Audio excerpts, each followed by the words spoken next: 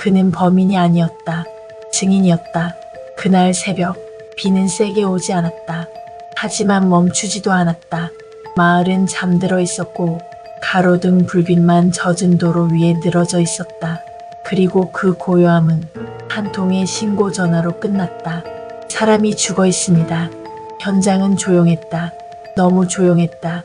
문은 잠겨 있었고 창문은 깨지지 않았다.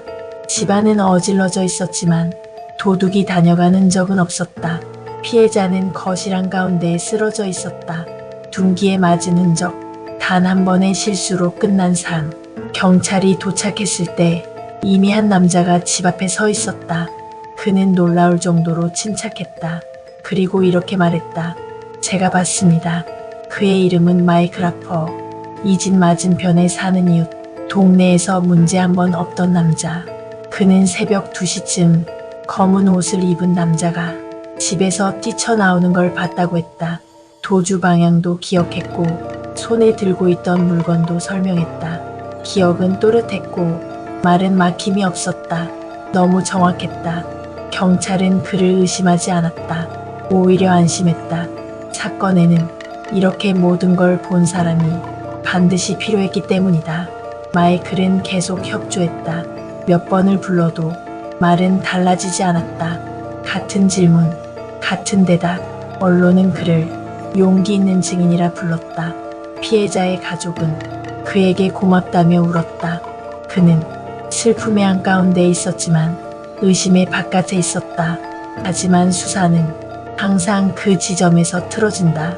담당 형사는 피해자의 상처를 다시 봤다. 타격 각도, 힘이 실린 방향, 마이클의 말과 완전히 일치하지 않았다.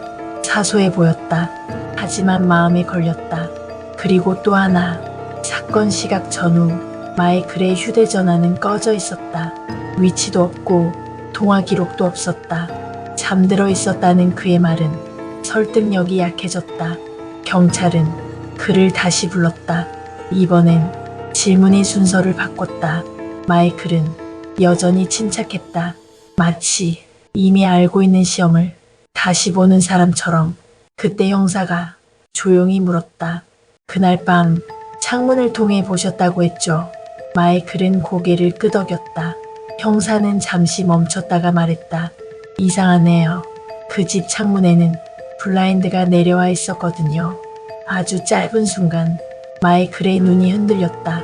그는 곧 표정을 되찾았지만 이미 늦었다. 며칠 뒤 그의 집 세탁기 배수구에서 미세한 혈흔이 발견됐다. 지워졌다고 생각한 흔적. 하지만 완전히 사라지지는 않았다. 진실은 생각보다 단순했다. 마이클은 피해자와 비밀스러운 관계였다. 이별을 통보받은 그날 밤 말다툼은 격해졌고 감정은 통제되지 않았다. 그리고 돌이킬 수 없는 순간이 왔다. 그는 사람을 죽였다. 하지만 도망치지 않았다. 숨지도 않았다. 대신 선택했다. 가장 안전한 자리, 가장 의심받지 않는 역할. 범인이 아니라 증인이 되는 것. 재판정에서 판사가 물었다. 왜 가장 먼저 경찰에 신고했습니까? 마이클은 한참을 침묵하다 말했다. 완벽하다고 생각했습니다. 제가 증인이 되면 아무도 저를 범인으로 보지 않을 거라고요. 그날 법정은 완전히 조용해졌다. 사람들은 그제 알았다. 이 사건에서 가장 무서운 건 살인이 아니라 진실을 숨기기 위해 진실의 한가운데로 걸어 들어온 그의 선택이었다는 것을. 그리고 어떤 범죄는 숨을수록 사라지는 게 아니라 너무 완벽해질수록 스스로 모습을 드러낸다는 사실을.